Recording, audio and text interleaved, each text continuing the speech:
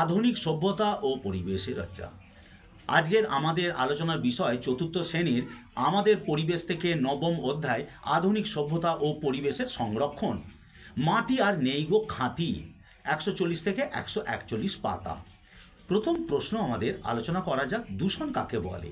ক্ষতিকারক পদার্থ মিশে মাটি, জল, বায়ু ইত্যাদি প্রাকৃতিক পদার্থের গুণাগুণ নষ্ট হওয়াকে এক কথায় দূষণ বলে।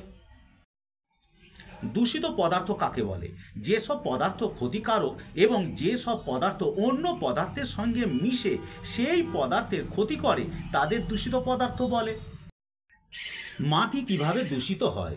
ইট, পাথর, কাঁচ, প্লাস্টিক, পলিথিন জাতীয় দ্রব্য, রাসায়নিক কীটনাশক ও সার প্রভৃতি মাটির সঙ্গে মিশে মাটির গুণাগুণ ও জল ধারণ ক্ষমতা নষ্ট করে দেয়। এইভাবেই মাটি ধীরে ধীরে দূষিত হয়।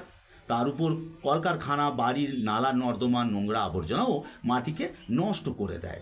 কোন পদার্থ মাটিতে মেশে না? অজৈব পদার্থ যেমন নাইলন, পলিথিন ইত্যাদি মাটিতে মেশে না। মাটি খারাপ হলে কি হয়? মাটি খারাপ হলে মাটির উপরিভাগের মাটি কণা, যেটা উপরে ছোট ছোট কণা, জলে ধুয়ে গেলে মাটির গুণাগুণ নষ্ট হয়ে যায়।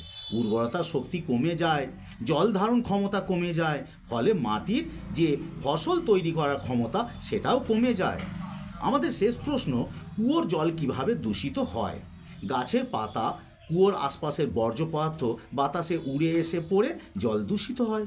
ছোট ছোট প্রাণী বা কীটপতঙ্গ মরে পচেও জল দূষিত হয়। কুয়োর ধারে নোংরা জল জমলে, মলমূত্র যে জল নোংরা সেগুলো জমলে সেই জল মাটির নিচে গিয়ে চুইয়ে চুইয়ে কুয়োর জলে মিশে কুয়োর জলকে দূষিত করে। তাহলে আমরা অল্প অল্প করে পড়ার চেষ্টা করছি যাতে সহজে আমরা বুঝতে পারি। আজকের পাঠ এই পর্যন্ত। তোমরা মনোযোগ দিয়ে এগুলো শুনবে বা এগুলো ভালো করে পড়বে, তাহলেই আমাদের কি ভালোভাবে পড়াশোনা হবে। এরপরে আমাদের ভিডিও আলোচনা পরবর্তীকালে তোমাদের পাঠিয়ে দিচ্ছি।